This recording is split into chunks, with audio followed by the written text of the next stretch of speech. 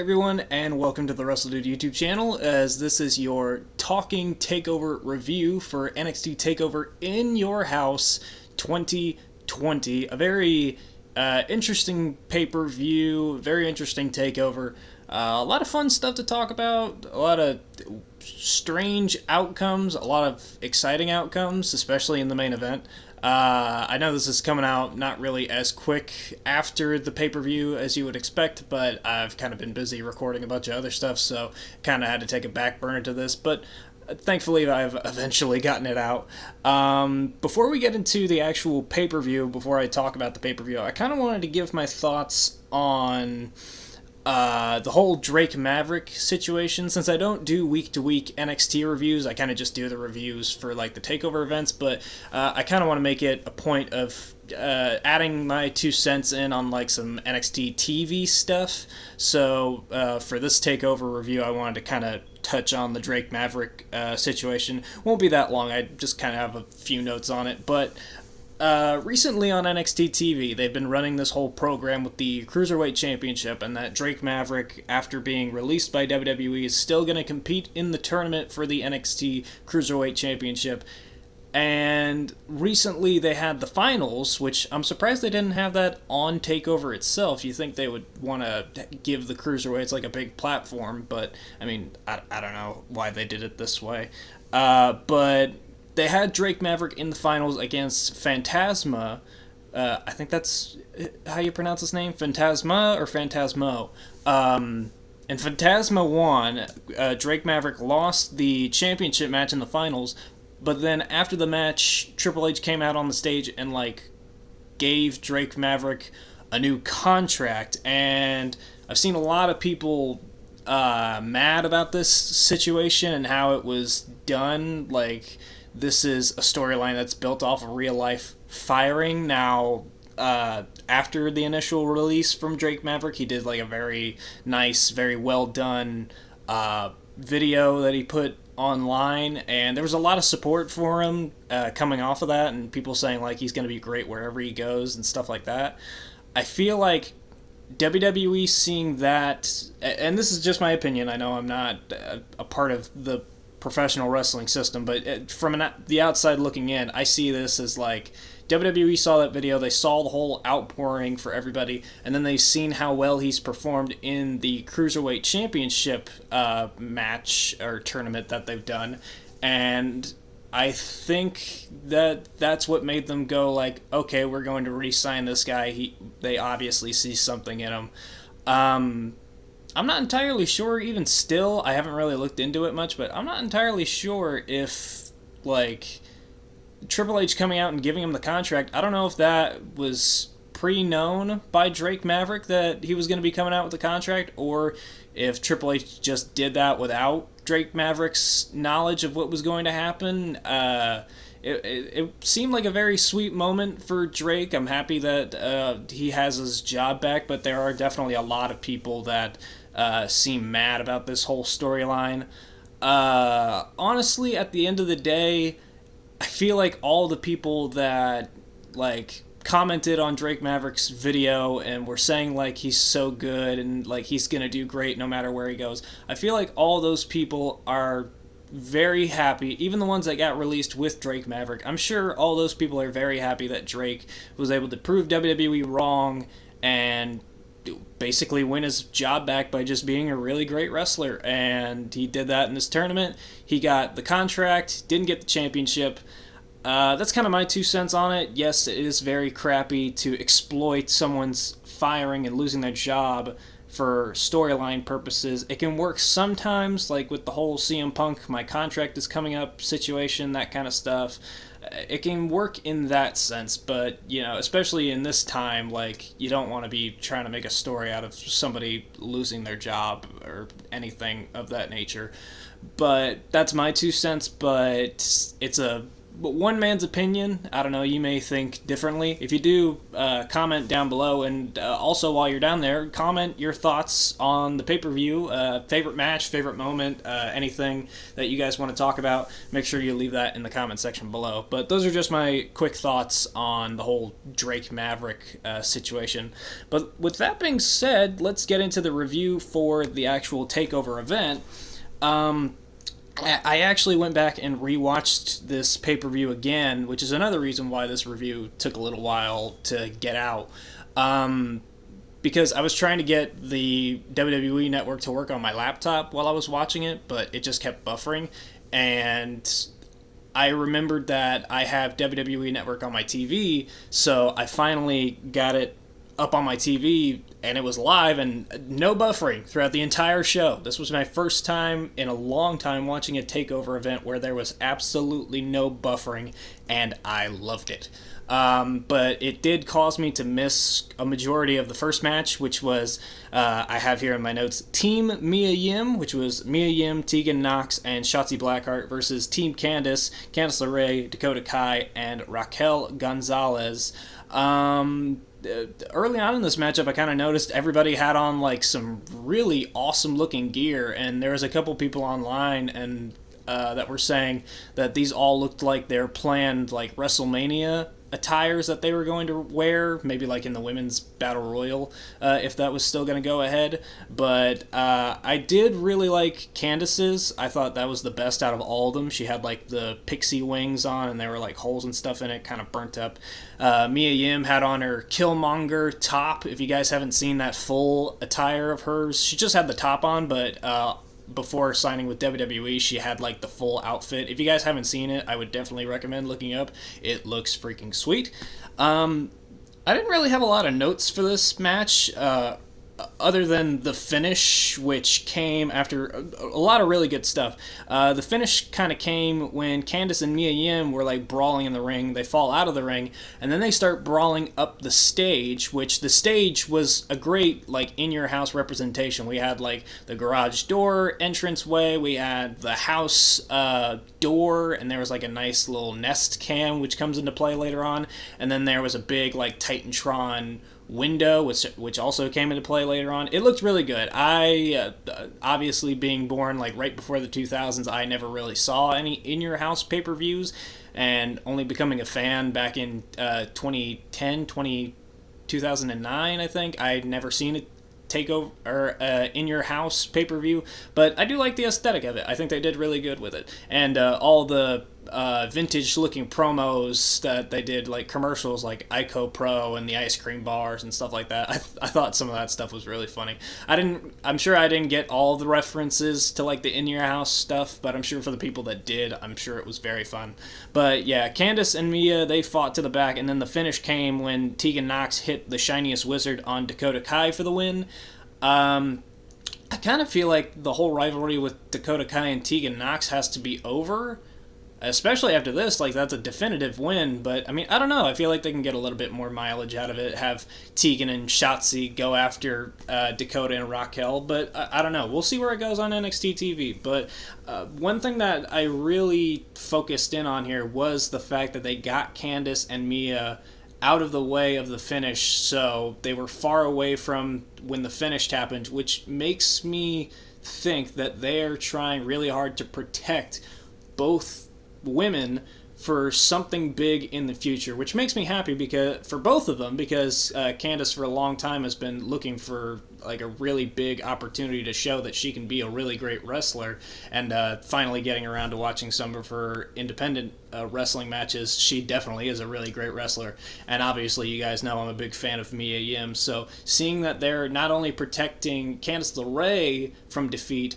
but keeping Mia Yim away from the finish because they have hopefully big plans for her, that makes me very happy. Hopefully something good happens for both Mia and Candice heading forward in NXT. Moving on, we had Finn Balor versus Damien Priest in a really freaking good match. I really enjoyed watching this, especially the second time around. This was probably the second best match on the card for me here, only followed by the match that came after this.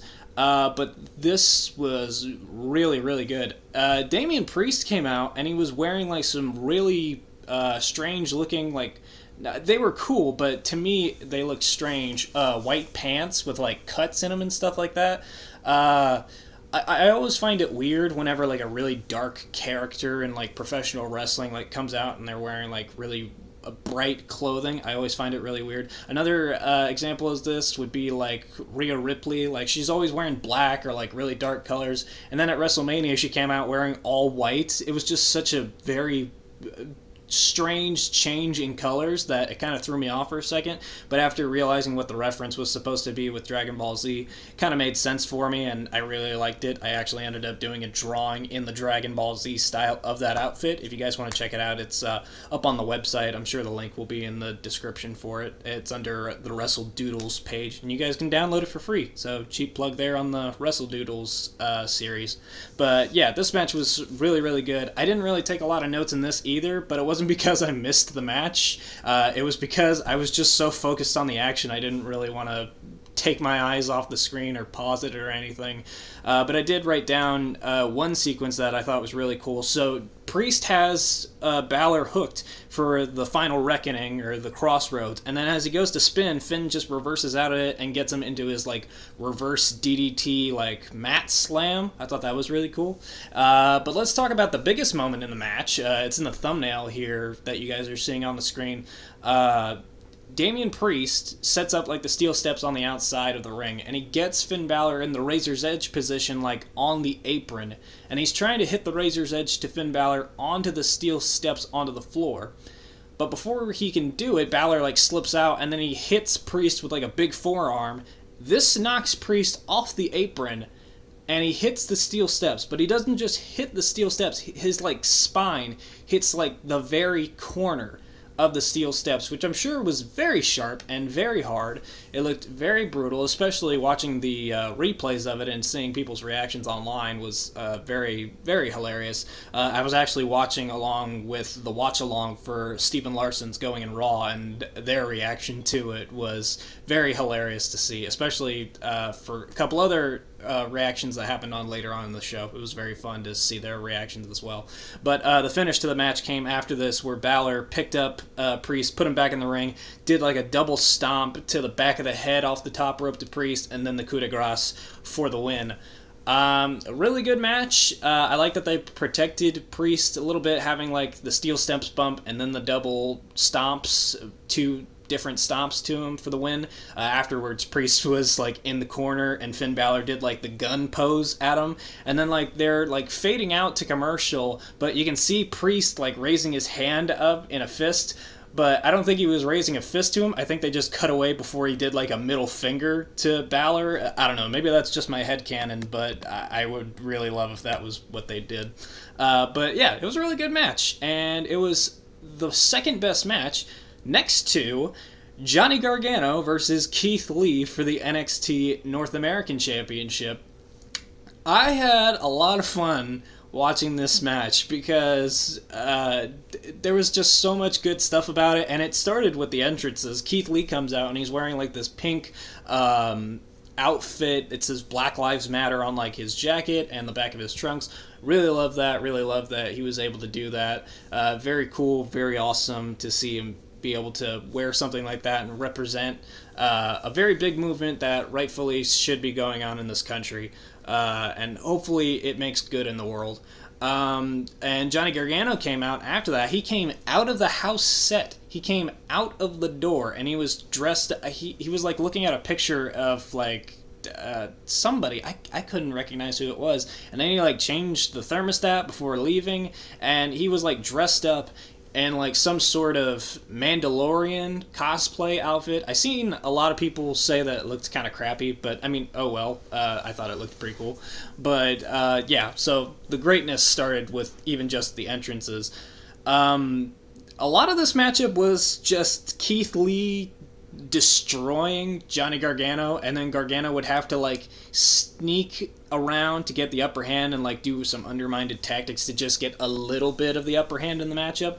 There was at one point where Gargano tried to leave and tried to go through the house door, but I guess he must have like locked the door. Maybe I missed this during the entrance, but I think he like locked the door to the house so he couldn't get in. And then that Nest camera that we saw, or that I mentioned earlier, we cut to the camera angle on the Nest cam, and all you see is Gargano trying to open the door. Meanwhile, you see Keithley marching behind him like a monster. Like, dramatic irony at its best in a wrestling match is amazing to me. So Keithley goes out of the ring and gets him, gives him the Grizzly Magnum chops, and then they go back into the ring. Later on in the matchup, there was another big spot that Keithley did with Gargano.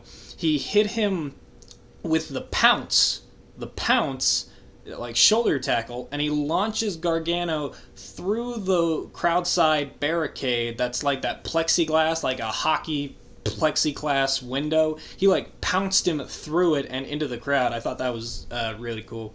A little bit towards the end of the match, though, maybe I have these notes out of order, but there was one point towards the end of the match where Candice LeRae came out and she was trying to distract Keithley, but then Mia Yim comes out behind Candice and evens the odds for Keith. And then the finish to the match, they kept Gargano pretty strong in defeat. Gargano was like bad-mouthing Keith, and then all of a sudden Keith like reaches up with one hand and grabs Gargano by the throat, lifts him up like he's doing a choke slam, but he lifts him up into a powerbomb position, gives him a spirit bomb, like shakes him feeling back into his other hand, lifts Gargano up again for 2 more spirit bombs, and then the Big Bang Catastrophe for the win. Keithley retains the North American Championship, but they keep Johnny Gargano looking really strong, so I could definitely see them doing a rematch for this. I don't know how you would do it, but I'll be interested to see where it leads. I'm filming this on Tuesday, so the next NXT hasn't happened yet. So it'll be interesting to see what they do with Gargano, Lee, Mia, and Candice heading forward. I hope we get a proper mixed tag team match between both teams, because I think the one that we had recently on NXT TV had like a real wonky finish and like both teams weren't really prepared for it. So I'll be excited to see us get a very proper mixed tag match out of those two couples.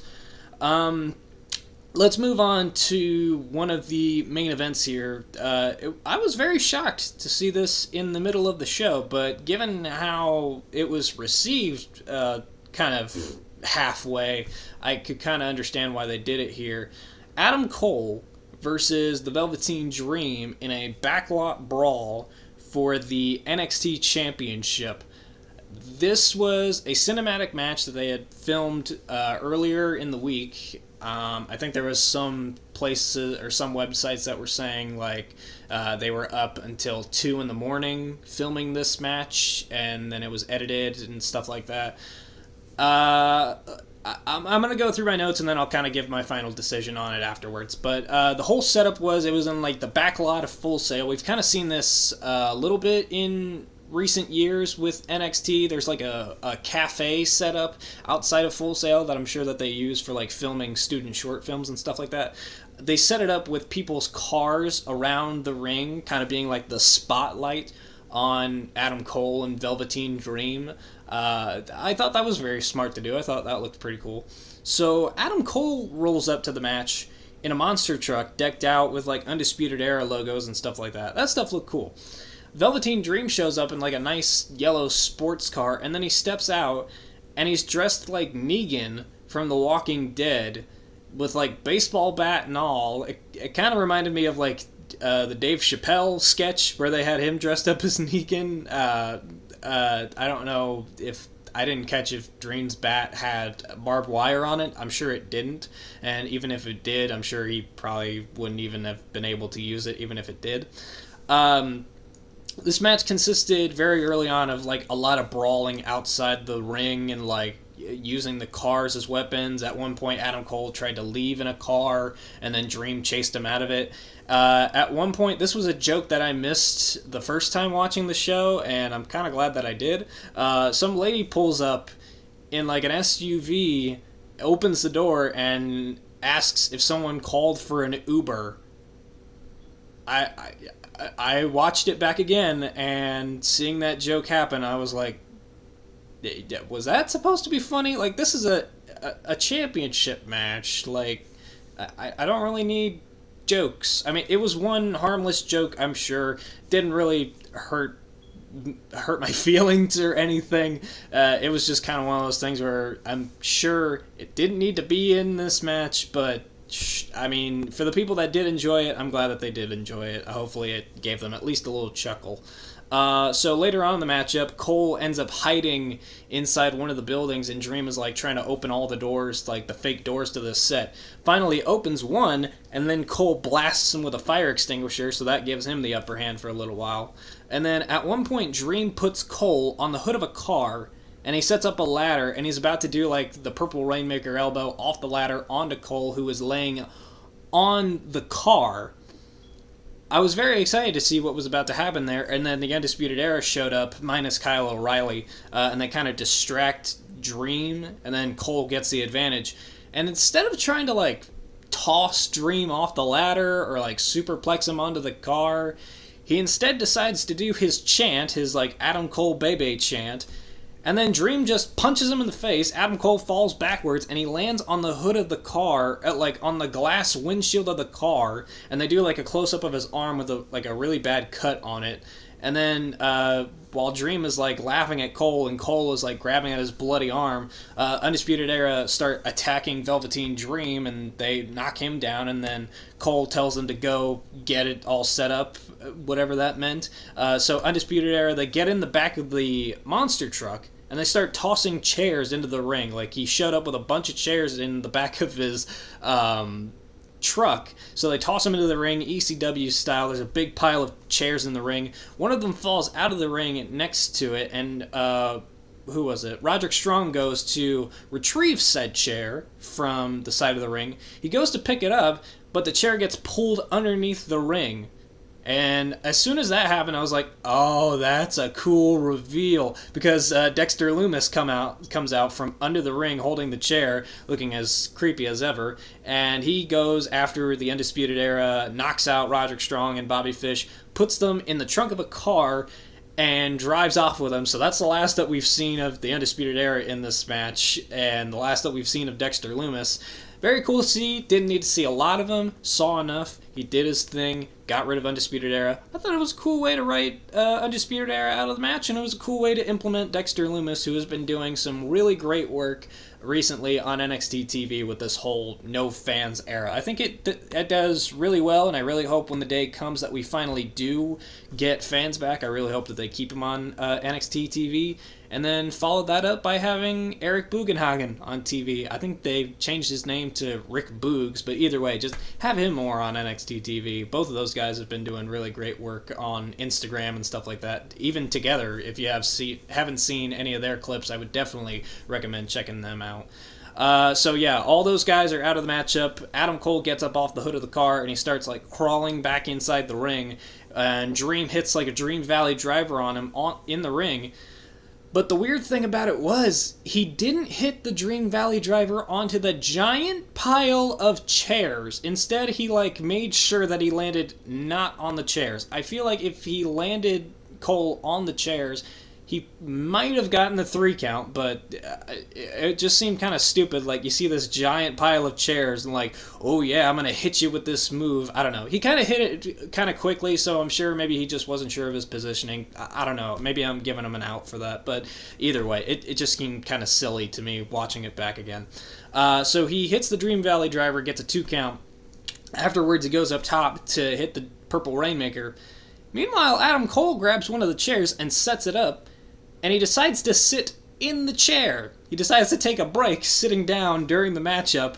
It was a very contrived spot. So Adam Cole is sitting in the chair. Dream goes up off the top rope with the elbow, hits the elbow onto Adam Cole, who's sitting in the chair. It was a very contrived setup for the spot, but I mean, you could have just had Dream set up Adam Cole in the chair and then deliver the elbow. But I mean, I guess if that's the way that they wanted to do it, fine by me. But the finish comes. I think Adam Cole kicked out of the elbow. I'm pretty sure he did. And that leads into the finish of the match. Dream, like, lifts up Adam Cole, and he's, like, bad-mouthing at him and stuff like that. And I think he's about to say Dream over and then Adam Cole hits Dream with a low blow, and the people that are in their cars are like saying, "Oh, boo," typical crowd stuff. And then the match ends when Adam Cole does like the Panama Sunrise, like the flipping pile driver off the middle rope onto the chairs. Smart move by Adam Cole. Dumb move by Velveteen Dream earlier. Like I said, if Dream hit the Dream Valley driver onto the pile of chairs, probably would have won the match. What happened here? Adam Cole hit the flipping pile driver onto the chairs, and he won the match. So I'm pretty sure I predicted Adam Cole would win. I don't know. It's been a little while since I've seen my predictions. But, yeah, I was happy with this result. And now the internet wrestling community is up in arms wondering what's going to happen with Dream now. Is he going to Raw or SmackDown? Is he staying in an NXT? I don't know. It's going to be interesting to see who challenges next for the NXT championship. I would love to see Dexter Lumis, even if it's just in like a mini program before we get to the next like big feud for him. I would still love to see Dexter Lumis challenge for the NXT championship. I feel like that would be a really cool feud. Maybe we have like Adam Cole come out on NXT TV and tell Lumis like, I want my friends back, like you kidnapped my friends, like give them back, and Lumis is like, only if you give me an NXT championship match, and then that's how we get the match. I don't know, that could be pretty cool. I'm excited to see where that goes. Final thoughts on this match. I know a lot of people didn't like this, thought that it was really bad. I know a lot of people loved it and thought it was really good. I'm more in the positive mindset of it. I thought it was really good. Some people, and I remember watching the live reactions with Steven Larson's Going in Raw. I know they kind of said that like the story has kind of been lost in this. I don't know. It might be a personal preference for me. I was kind of able to keep an eye on what the story was throughout the match. The things that kind of bugged me most about it were like there was a lot of weird edits and cuts in like the middle of things. I don't know. Those were kind of my only gripes with the match. I enjoyed it for what it was. It was a very nice one, but I do think majority-wise, I think this is going to go down as like one of the lower like cinematic matches that WWE have done. Like, I don't think this match had to be very cinematic. I feel like they could have just done it with it being like the matchup in the Backlot, and they could have just filmed it like a regular match and had like minimal cuts and stuff like that. They could have done some cinematic stuff with like Dexter Lumis showing up and stuff like that, having those cool camera angles, but overall, I didn't think that it had to be that much of a cinematic match. But, for the people that enjoyed it, I'm happy that you enjoyed it. And for the people that have their grievances with it, I can understand those grievances. But, yeah, I enjoyed it, especially on the second viewing. The only things that I didn't really like were the Uber joke and the random cuts and stuff like that. Some of them just seemed very, very wonky. So now we're getting into the last two matches. We had Karrion Kross versus Tommaso Ciampa. First note of this match was Scarlett coming out in her awesome looking outfit. You see it on your screen here. She looked amazing, and she had like a really cool like scar over her eye. I thought that was very cool. So she was Scar-lit for this match. I don't know. That was in my notes. Probably stupid. I was half asleep like writing these notes during the pay-per-view. I've been taking like some allergy medicine, and one of the side effects for the allergy medicine is that it makes you very drowsy. So I didn't read the label on that, and it made me very tired watching the pay-per-view. But I still ended up enjoying the entire show. So basically, this match didn't really last long, and it didn't really have like a lot of crazy spots in it. There was one that I'm going to get to here in a second. But basically, the whole story of this matchup was Ciampa was trying to deliver a lot of offense to Kross. He was trying to take down Karrion Kross, but Kross would just kind of like shrug it off. He would laugh. He would just kind of shove Ciampa out of the way. And the biggest moment in this match, I'm sure, and it definitely made a lot of people kind of like grab at their necks just how brutal it was. There was a moment on the outside where Kross lifts up Ciampa in like a two-handed choke slam, or like Great Khali's like Punjabi plunge that he does. And he lifts him up into a double choke slam, and he choke slams Ciampa neck first onto the corner apron of the ring. And as soon as I saw that, like, I clutched at my neck, like Steven Larson's Going in Raw, their live reactions, they clutched at their necks. They were like screaming like, oh my god, that looks so brutal.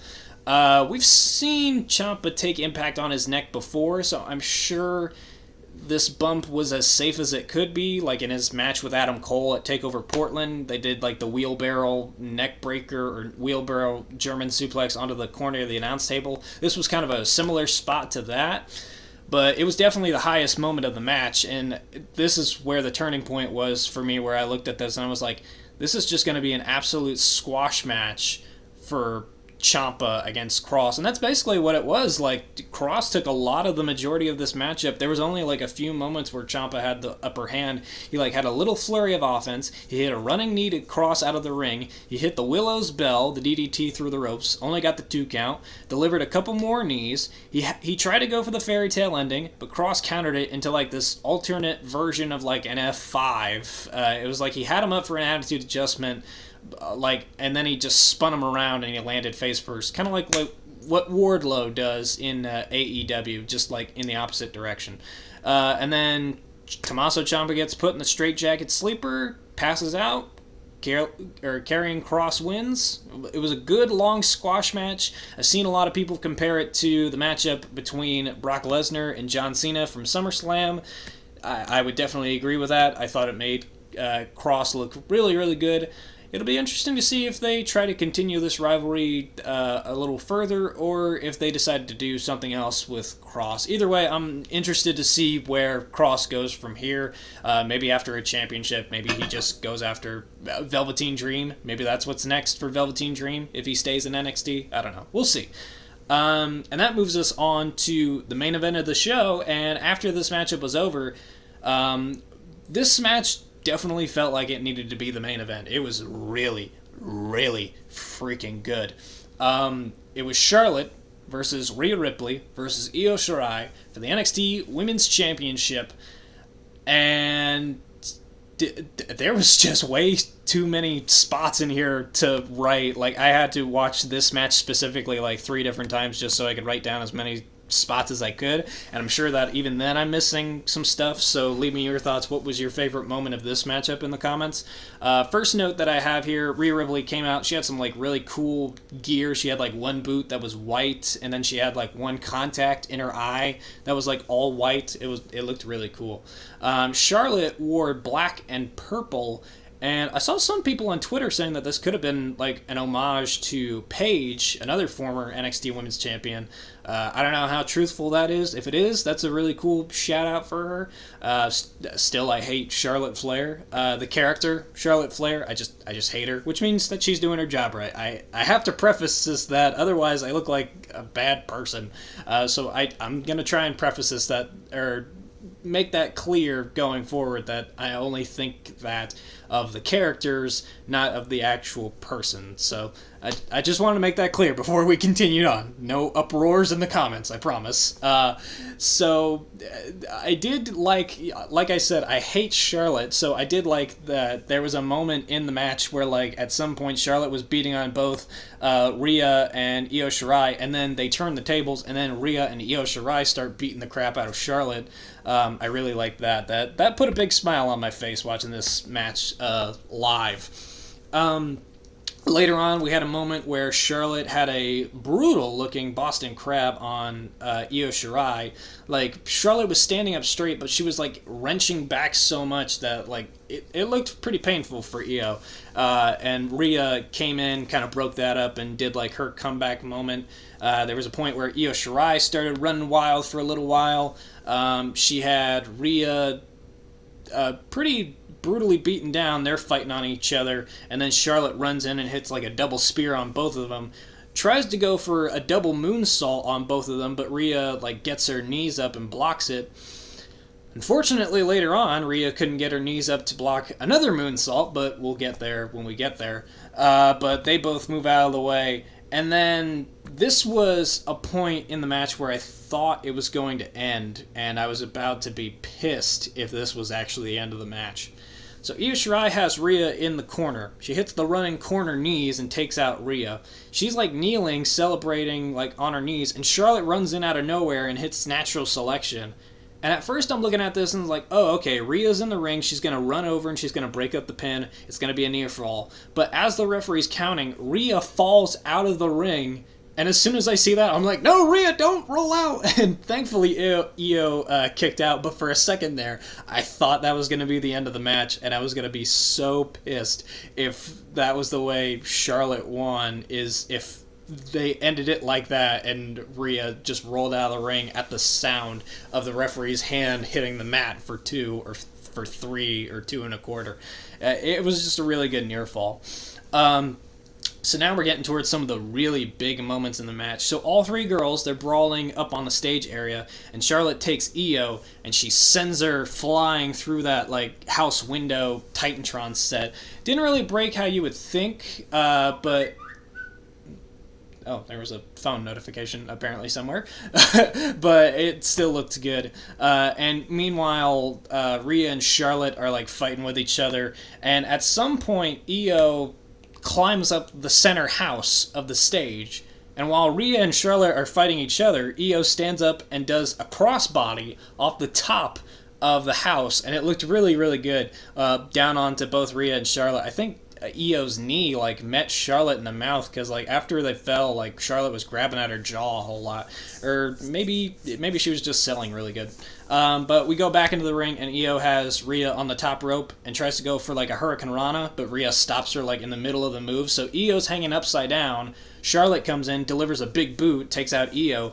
Charlotte climbs to the top and is trying to do, like, a superplex to Rhea. Rhea headbutts her and then gets her in position for, like, the top rope riptide, the same move she used to beat Shayna Baszler for the NXT Women's Championship. But then Io Shirai breaks it up right before the 3 count. And then this takes us into a moment in the match where Rhea gets Io in, like, this reverse clover leaf. We've seen her do it before. I think they said the name for it. I can't remember what they said for it. But she has her in this submission hold until Charlotte attacks Rhea from behind using a kendo stick, which we've seen her use in the past at Survivor Series with Ronda Rousey. So I guess that's kind of part of her character, which I do like that continuity going back that far. But that gives Rhea the advantage heading into the end of this matchup a little bit. Although she threw away the kendo stick, I feel like a little bit too early. But either way, she hit a spear on Rhea, locks her in the figure 8, and then this is the ending of the match. So Charlotte has Rhea locked in the figure 8, and she bridges. Meanwhile, Io climbs to the top rope and hits the moonsault onto Rhea. But the way Rhea's head was like up, she was like leaned up a little bit trying to like knock at Charlotte's legs. And when Io came down, it just looked so brutal. Like her knee compacted like Rhea's neck and head. And Io made the cover on Rhea, and for a second there I thought Rhea was actually knocked out, and that's why the match ended here. But yeah, Io Shirai pins Rhea Ripley while Charlotte is locked in the figure 8 with her, and Io Shirai wins the NXT Women's Championship. I did not see this outcome coming.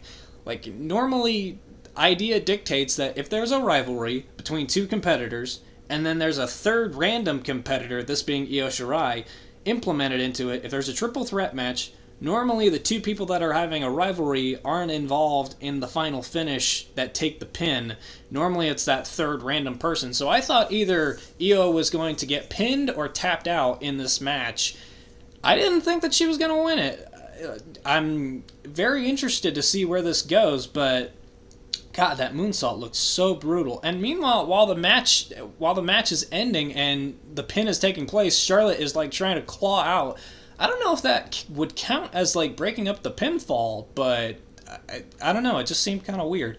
But after the matchup, Rhea and Charlotte are out on the ring. And also, I should mention, after this matchup on Twitter, Rhea tweeted out that she's okay. Thankfully, that is the case. I'm very interested to see why they had the ending to that match take place. Now, Triple H on a conference call after the show mentioned that they did the ending to the match like that. He said that they did it for a specific reason.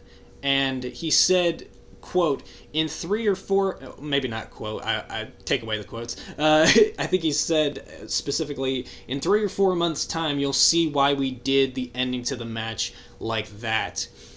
I would believe him, but this is also following him saying that Roman Reigns versus Goldberg being changed to Goldberg versus Braun Strowman, like, we're going to show you how that match changes, and it's going to be in a cool way, only for it to be changed in a tweet. Like, I don't know, that just seemed like a bad track record for Triple H to do it like that. I don't know. It just seemed kind of... I don't trust him. I don't know. Hopefully I get proven wrong. And I think he also said in that interview, like, if we're able to tell the story the way we want it to, then that will make sense. So I do hope that they get to do the story the way they want to, because if not, then I'm just going to look at this finish as it being very weird. I'll be interested to see where we go from here with Rhea and Charlotte. I really hope Charlotte is gone from NXT. Like, I've been putting off watching NXT, like, live, and one of the big reasons for it is because of Charlotte. I just don't want to see Charlotte on NXT, but like I said earlier, that means that she's doing her job right, making me hate her, which probably means that she's going to win the NXT Championship again from Io, probably on a random episode of NXT.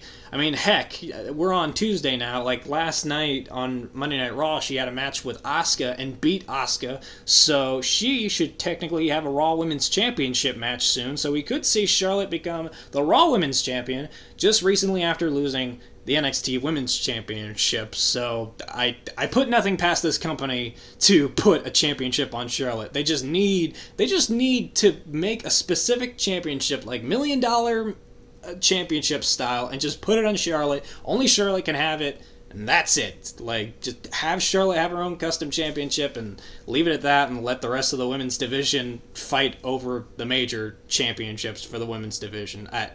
It's just very annoying to see so much Charlotte. We've seen her on NXT and Raw and SmackDown. It just gets annoying at some point, and I'm sure a lot of people believe that. Like, if you thought people hated, like, Becky, like, the people that said that they really hated Becky Lynch, like, being on TV and winning so much, like, imagine how we feel now with Charlotte. Like, Becky, even still, the majority of people still really liked Becky, but you look at somebody like Charlotte, where a lot of people hate Charlotte, like, it just makes it that much more annoying. So after the matchup, Io is celebrating. They did like a really cool celebration with like confetti and streamers. People compared it to like a New Japan finish. So now we have Io Shirai as the NXT Women's Champion. I'll be interested to see what matches we go for here. I assume we'll probably get the rematch between Io and Charlotte at some point, maybe a match between Io and Rhea at some point, but there are a lot of other great matches that I'm excited to see for the women's division in NXT. Obviously, I want to see Io versus Mia Yim, and Io versus Candice, and Io versus Chelsea Green, and Io versus Tegan, and stuff like that. A lot of great matches I'm sure we'll probably see in the future. Overall, I enjoyed the show. I thought it was really good. Definitely is going to go down in history as like not one of the strongest takeover events, but it was still very enjoyable to me. Very divisive backlot brawl. Very good main event with Io, Charlotte, and Rhea. Match of the night for me, Keithley versus Johnny Gargano. Probably going to watch it again following this recording, but leave me your thoughts in the comments. What do you guys think was match of the night for you? I don't know if we're going to have another TakeOver event like this, because during the original announcement for TakeOver in Your House, Triple H mentioned like one more time we're going to take over. I don't know if he meant one more time we're going to have an In Your House pay-per-view, or one more time we're going to have an NXT TakeOver event.